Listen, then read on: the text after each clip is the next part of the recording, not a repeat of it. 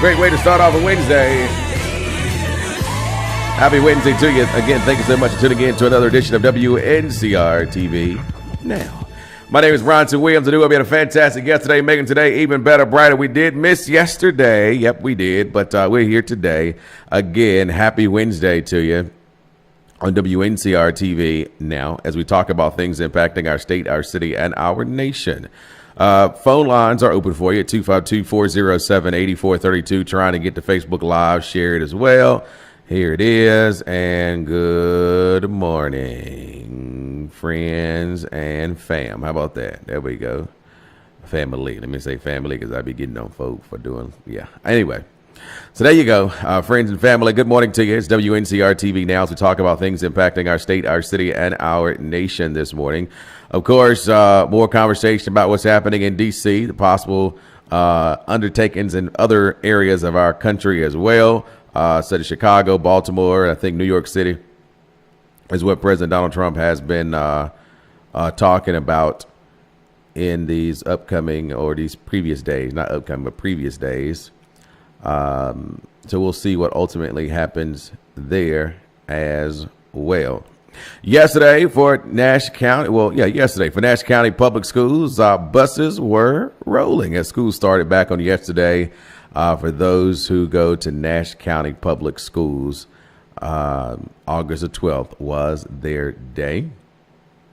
And so, of course, we saw all the back-to-school photos and videos of children on social media and their first day of school montage of either photos or videos. And so that's always good to see, and wishing nothing but the best, praying for nothing but the best for this 2025-2026 school year, that children will learn something that they didn't know before, that they will mature like they never matured before, and they will just be thankful and grateful for life as we know it today. I think that's probably good. That's probably good indeed. So again, and then of course, the following, well, not the following, but the week after next, isn't it? Yeah. August 26th, Edgecombe County Public Schools, they will go into, will start school as well.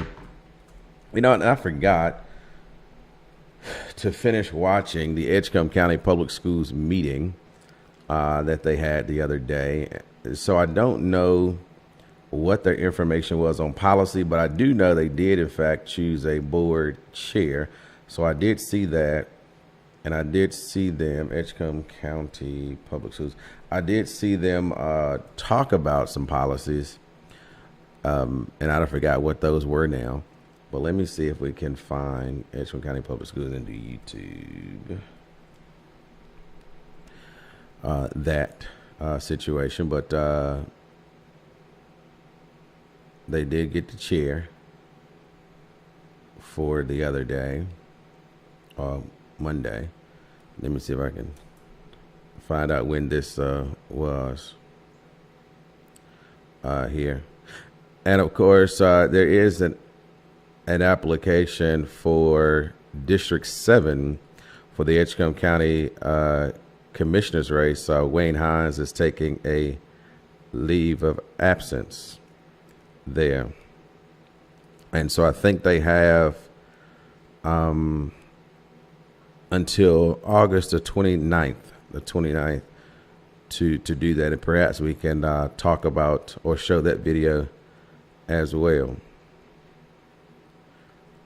So let's see if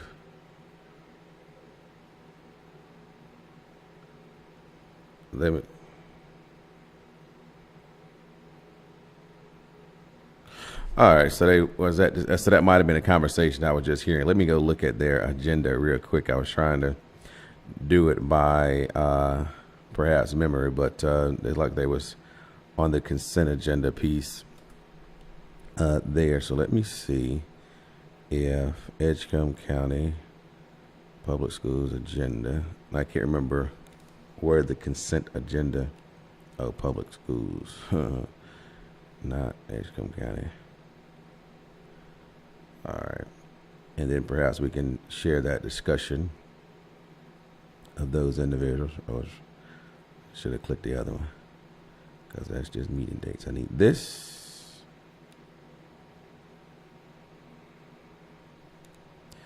and then we will look at those situations. If it's before or after the consent agenda, again, I remember seeing the policy conversation about some of the board policy, but I can't quite remember where this public hours, open sessions, committee reports, and then consent items. Okay, so yes, right. So that was a discussion I was just listening to then. Okay. So let's go back to where we are with that situation. Okay.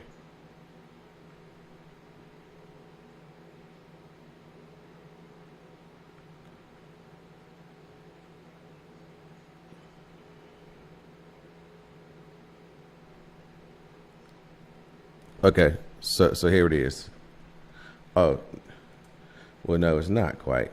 Here we are. I got to get my screen sharing situation up, and hopefully it will work the first time. So do have the part that we can share with you.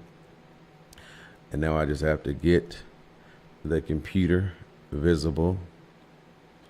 There we go. So perfect, and that's perfect. Okay. So let's try it again.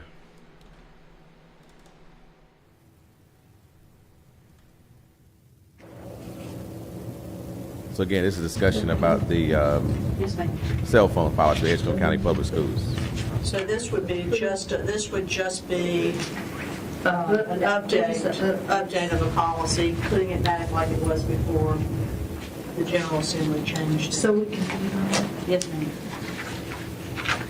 Okay. Does anybody else have any questions in reference to the updates on the two policies that's listed? Well, I didn't say anything about the wireless Do you go, communications. do you need to? Well, You need to say it now Well, because this we're is getting ready to vote. this is a policy about cell phones in schools, 4318. I think we need to have a separate, Madam Chair, I think we need to have a separate conversation on A the wireless. separate, And I'd like for you to handle that one. Yes, ma'am. okay. Okay, would you like to take action on the first policy? And then we go to the Go to the wireless? next one. Okay. Is that what? I'm asking if we need to. Yes, the first one. The first one. Madam Chair, I make a motion that we approve the revision of policy 2302, remote participation in board meetings. Second. Has been moved and properly second that we will approve the updates on the policy 2302, remote participation in board meetings. Any other discussion on that motion? All in favor of the motion, let it be known by saying aye. Aye. Opposed, the same sign. Motion carried. Now we'll go to 4318. Thank you, Madam Chair. Policy 4318 addresses wireless communication devices. In order to comply with a recent state law that was passed, regards the use of cell phones in our schools. And as I noted a little bit earlier, the one section of this that provides some sort of flexibility is the definition of instructional time.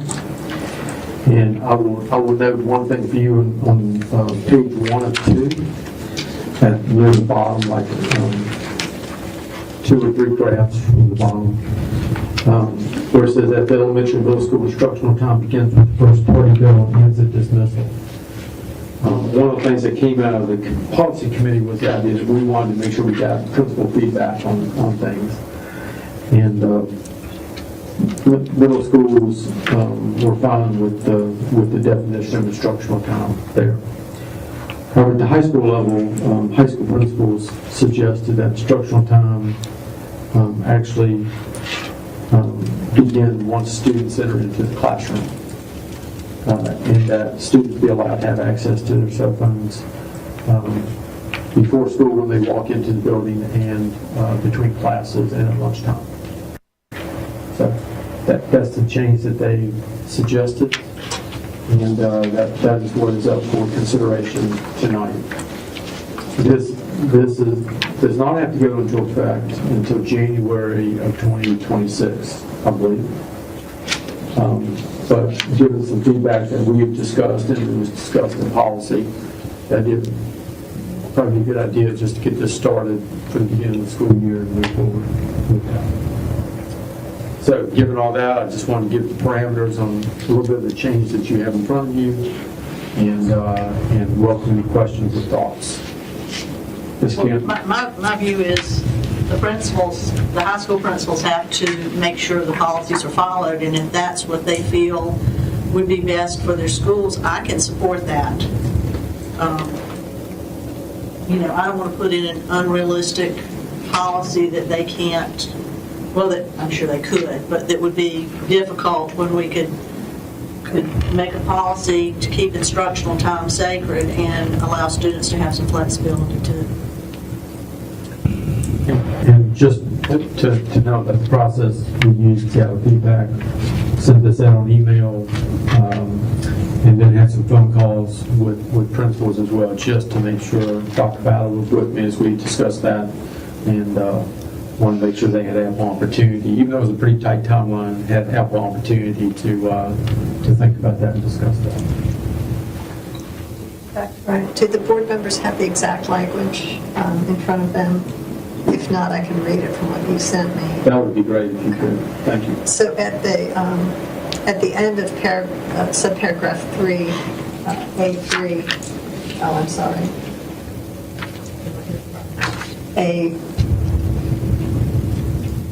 Okay, it's after A3, it's this, as he said. So after scheduled lunch periods, it would add the language, or time in the hallway before and between classes. So just so that you have the exact language.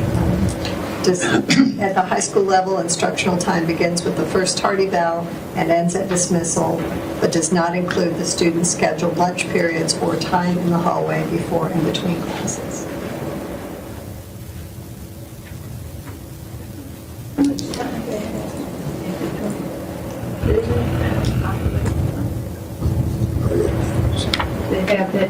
They do. So once they get to the door and enter the class, the phone should be, all of these devices should be shut off Right, I agree. And put away. and put away. Yes, sir. Right. But they do have time between Yeah. 7 minutes, right? But when you say put away, are you talking about in the pockets? They should be out of sight. So that means in a book bag, in their pocket, or something like that, not on the desk. All right, okay. And I think it's going to be imperative that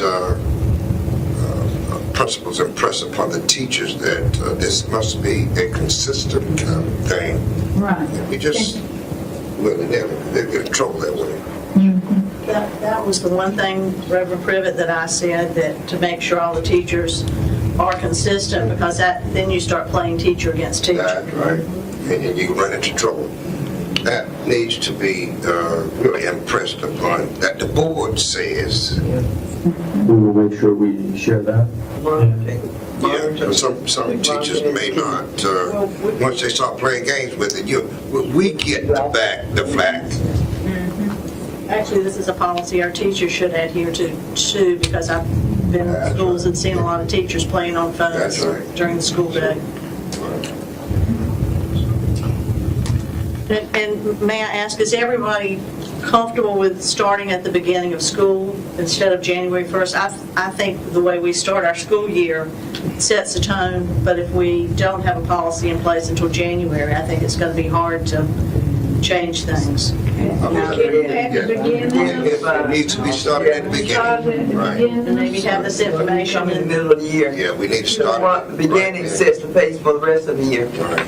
have it in the student information that goes home before school starts. And I think careful, it's going to be important to monitor it as well. Whoever your people from the central office is to monitor, I'm not talking about day to day, but it must be monitored to make sure they're doing what's supposed to be done. Because the kids know how to get around it. if we're not smart enough to make sure we do what we're supposed to do, you got nothing.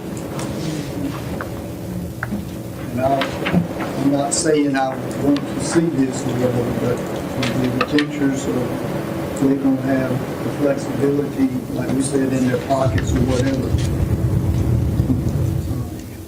They can let the devices say in a box as they come in the classroom. Is that an option? This can come up one way or That's, the other. it is gonna be, it is.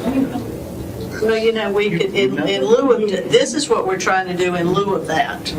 We got to train them. And if students can put them away, we don't have to move in that direction, I think.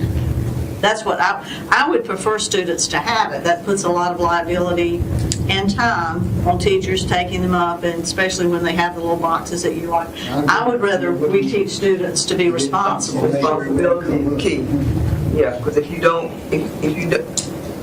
you got what gets done, what is expected gets inspected. And if you do those two things, you have a closer idea that it is happening, and they got to work together. And I would suggest that teachers talk to each other, because really I've been looking at some of the things going to school, and sometimes they're not working together in a school. So I think basically if they work together, then this will be much easier to carry out. Mandate from the top, and they'll carry it out. Mandated from the top, and they'll carry it out. No exceptions, no exceptions. Because you start passing a box around, you're liable for somebody's phone, and you don't need to do that. Then we'll go, he got my phone. You didn't get my phone back. Yeah, that's not mine. Yeah, And we're not preparing them for the world of work. If they realize there's an opportunity to use their phone at some time and not, then we're preparing them for the world of work too. And one of the most important things, we're teaching them how to follow rules. And I think basically if it is a rule, then we state it, then they're expected to do what they were told to do so.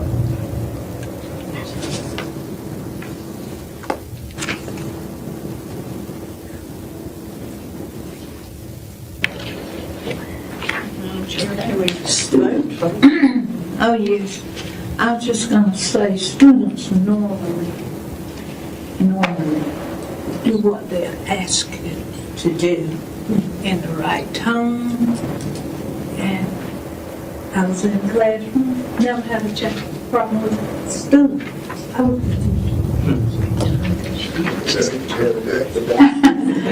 I heard what you said. I heard what you said. But I'm promising you, it's how you work with the students. I mean, you don't have any buddies.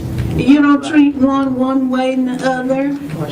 But you are kind to them. if you're consistent, they'll be okay. Do it. Yeah. I ain't never had principal didn't have to come to my room. I didn't have to go to his room. I taught students, and they produced. And that's what all teachers are supposed to do, is whatever stuff they're teaching, those students get prepared for it. And in order to do that, you have to work and be prepared when the students come to you. You can't be fumbling and put everything on the machine up there. You need to have something here for the students, and they're gonna know if you know what you're teaching. I can tell you that. Anyway, all good comments. I love them. I love them. That gives Dr. Bryant a lot of information when he's working with his, what's that first group? Teachers and principals. I guess that's your first group. But you'll be working with the principals before that, I feel sure. Okay, we ready to do a vote on it?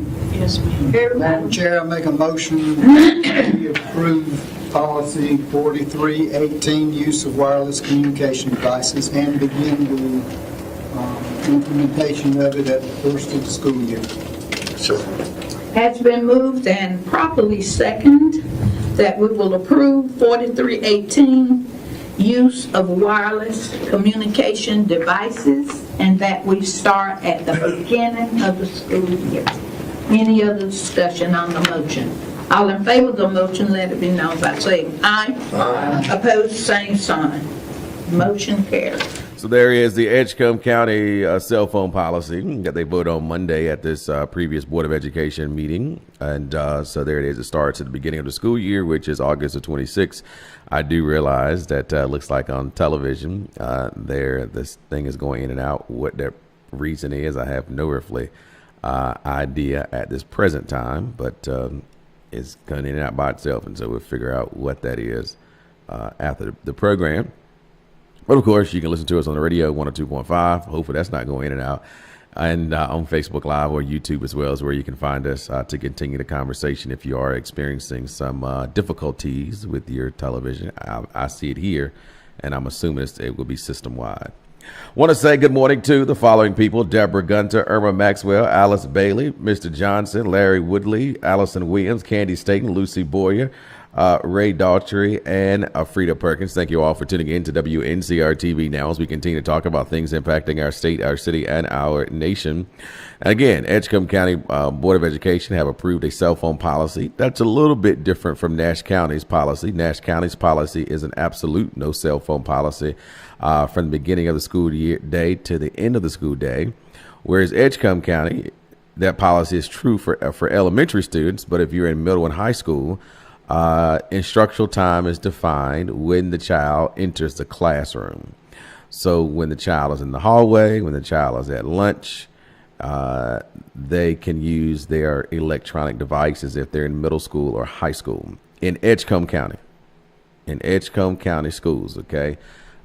Only there. If you're in Nash County schools, it's no cell phone from the time that, if they're in elementary school, from the time they enter the building to the time they go home. If they're in middle school, from the time that that second tardy bell rings to dismissal. It's how Nash County works. And the students, I'm sure that policy was enforced on yesterday and will be enforced again today.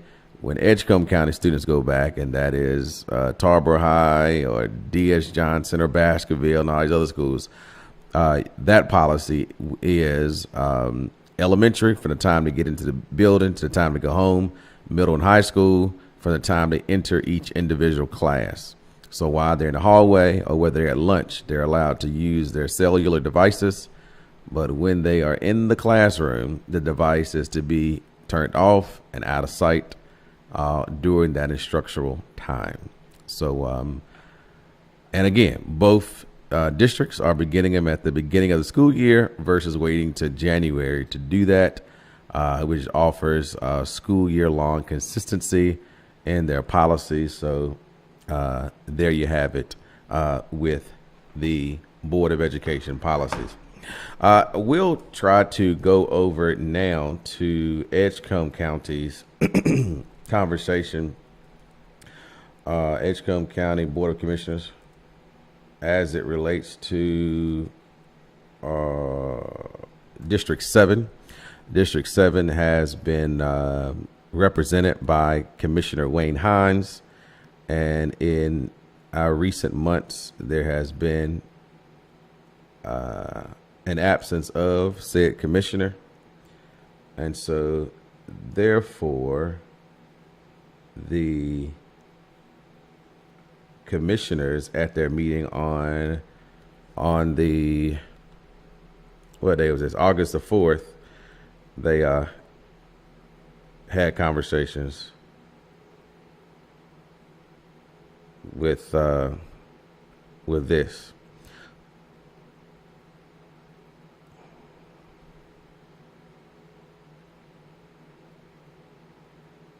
Okay, so here it is right here.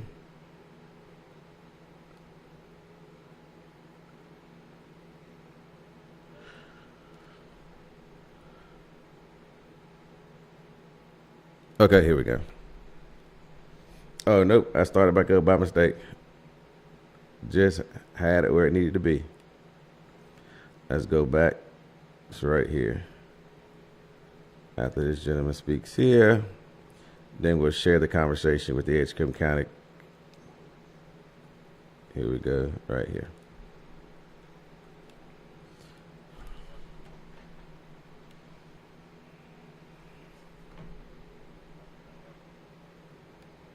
Hold on, let me see where we are with this.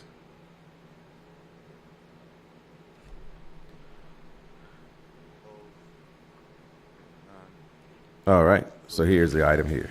Ladies and gentlemen, at this time, we have an agenda item, and that agenda item is consideration to approve commissioners' leave of absence.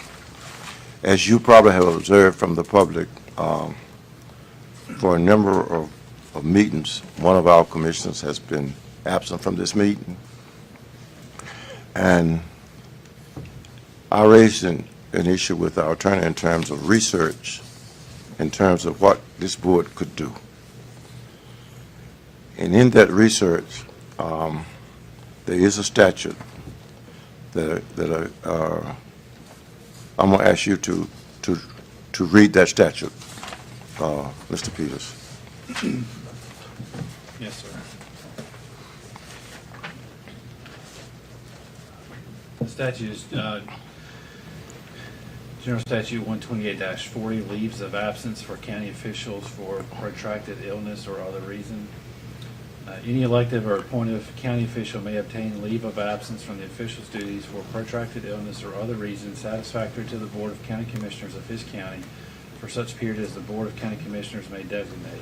The leave shall be obtained only upon application by the official and with the consent of the Board of County Commissioners. The official shall receive no salary during the period of leave unless the leave of absence is granted by reason of protracted illness, in which event the granting of a leave of absence shall not deprive the official of the benefits of any sick leave to which the official may be entitled by law. The period of leave may be extended upon application to and with the approval of the Board of County Commissioners if the reason for the ongoing leave still exists, and it may be shortened if the reason shall unexpectedly terminate. I know it's hard for you to hear that, and so I will give you that general statute. You may look up at your leisure. And that's North Carolina General Statute 128-41 is what the county attorney is reading in its full to the commissioners and to the public at large for its advantage.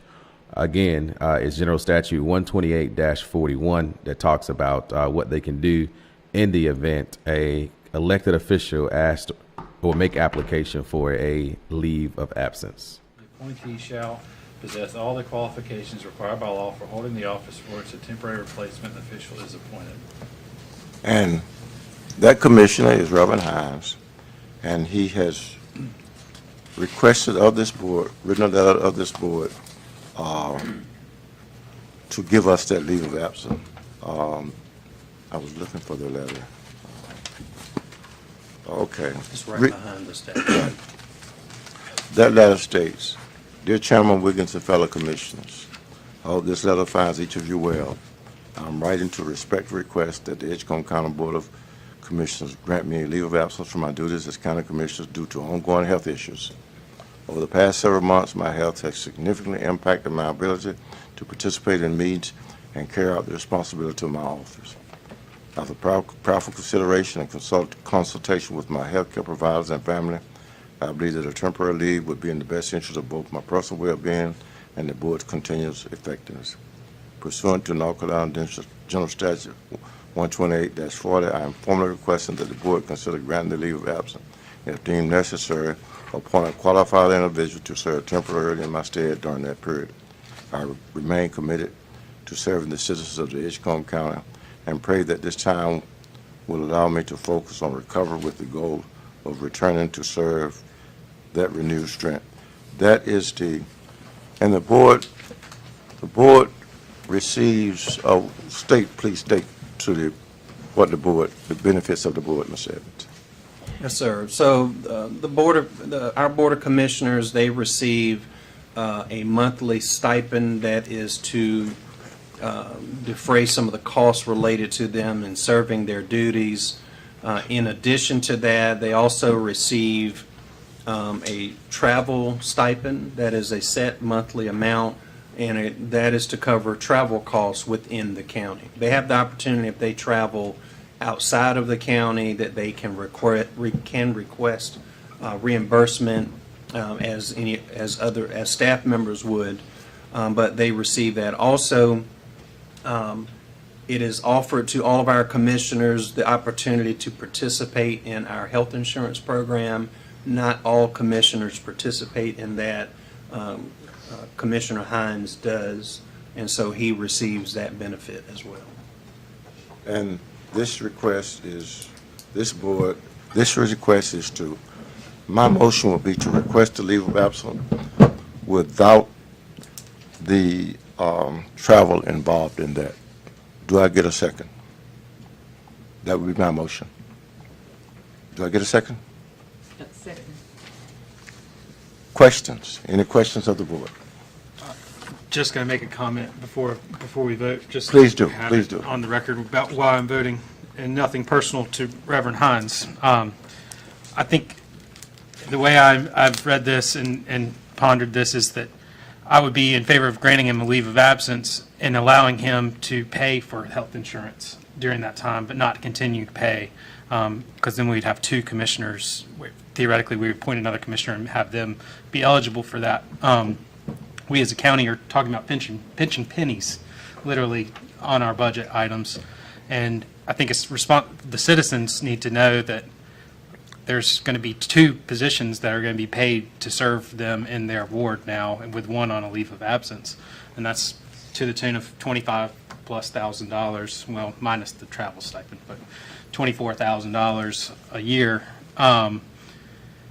So I do sympathize with him being ill, but I just don't agree that we should have to pay for two people to fill that position. And I don't think it's the board's priority to make that determination. I think we are elected by the citizens. Our boss in this scenario is the citizens, and it's not for us to determine when people go on leave or when they leave this board. Any other? Go ahead, Ms. Harris, please. Although I struggled with it when I started to think, he has about a year left on his term. But I look back, he has served this county with distinction for 26 years. That was going to be my And question, how many years? 26 years, I know, because I've been here 24, he's been here 26, too, before I got here. And we don't get any retirement. We don't get a gold watch. And so I'm gonna be in favor of it because, as I said, the man has given 26 years of his life to this county, and he has served well until he and his wife both became ill. And I'm getting older. Who knows what could happen? So I want us to also take that into consideration, that we get no retirement for doing what we do.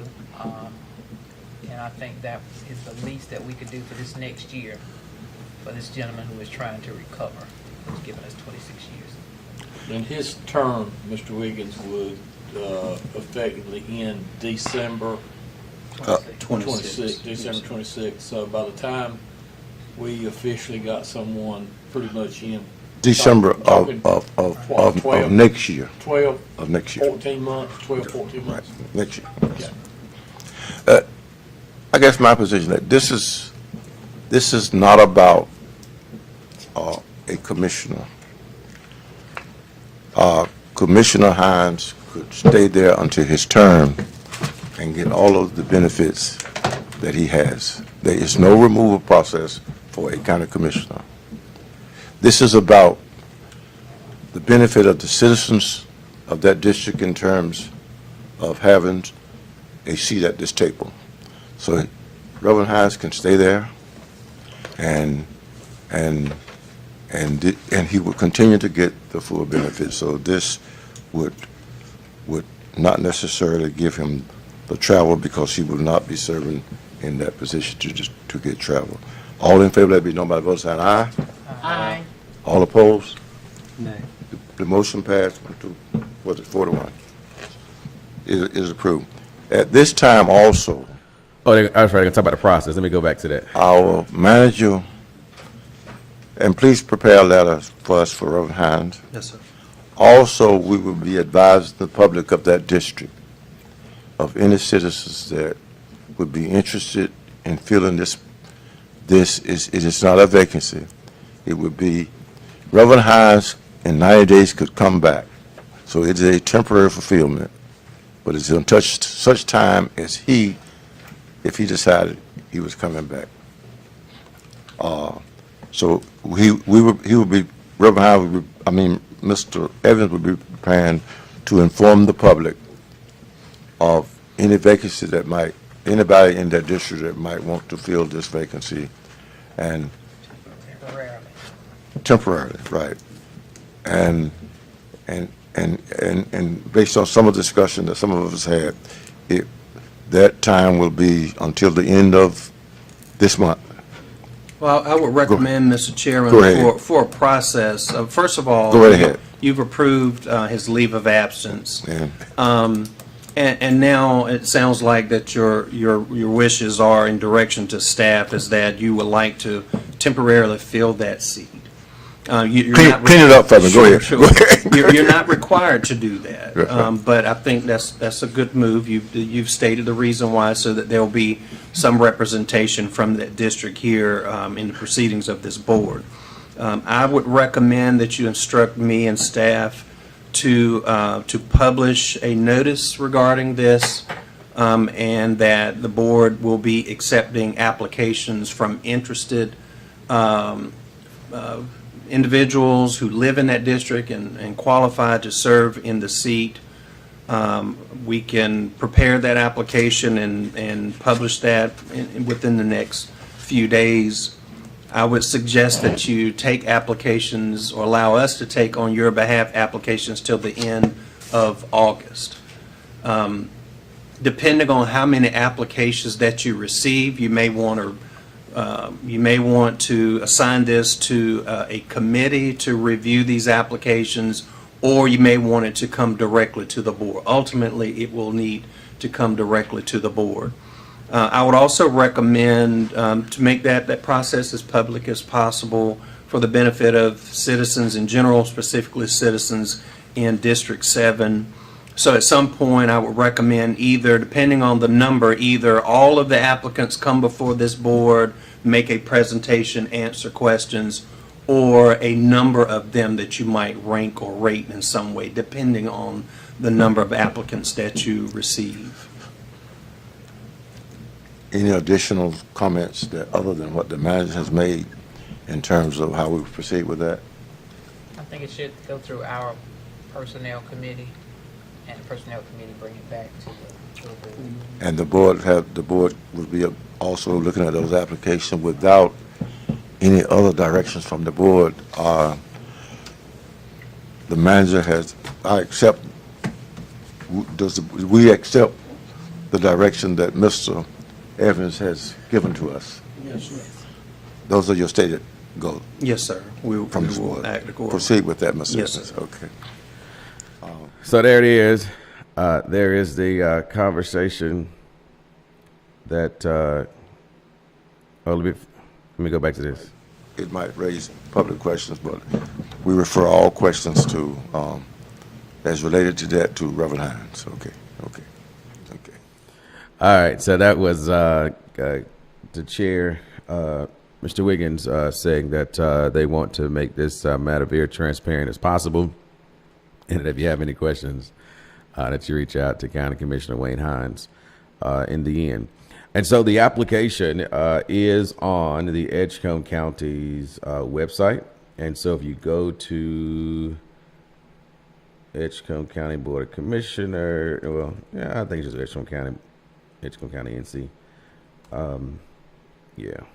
So if you go to the website here, as I'm navigating to it, hopefully it'll come up, and we will see it. If your page on automatic redirect, click here. Yeah, let me click here. What's going on here? Oh, that's doing some other stuff. I might have clicked on the wrong one, because that shouldn't do that. That shouldn't do that.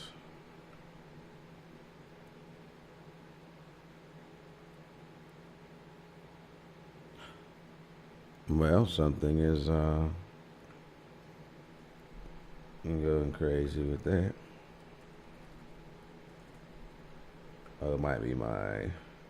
Anyway, it looks like about our time. But anyway, it's on the Edgecombe County's website, in which you can go look at the application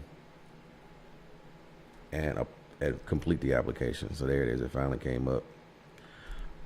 I'll show it real quick as we make our way out of here. So this is the Edgecombe County website. There you will see a public notice, Edgecombe County temporary replacement. There, and you will see the Edgecombe County Board of Commissioners is currently accepting applications for qualified residents of District 7 who are interested in being considered for a temporary appointment to the board. The appointment will fill the seat during the approved leave of absence for Commissioner Reverend Wayne Hines, and expected to run through December of 2026 unless leave ends sooner. To be eligible, the applicant must reside in District 7. They have a link to the map there. Be a registered voter in Edgecombe County. Submitted a complete application by the deadline. The deadline is Friday, August 29th at 5 p.m. And you can click there to get the official form. If you got additional questions, you can contact. There's the contact information there, 641-7852. No, that's the Board of Elections. The clerk's is 641-7834. That is the number there. And the application is a very simple application. It's about 2 pages, look like. And just ask you a couple of different questions: biographical information, contact information, how long you've been there, describe your interests and want to serve temporarily, list your relevant work, volunteer, public service, as well as what strengths and perspective you'll bring to the board, conflict of interest disclosure and certification. The information you submitted is accurate and valid. I want to say good morning also to Lorraine Pitts, Gloria Brake. Who else came on? Deborah Manning. Thank you all for tuning in. Venice Harris, we appreciate you as well. We'll see you tomorrow to do it all over again on Wncr-Tv Now, because it looks like our time is just about up. Make it a great and fantastic Wednesday. Oh, yeah, don't forget Pop's Diner.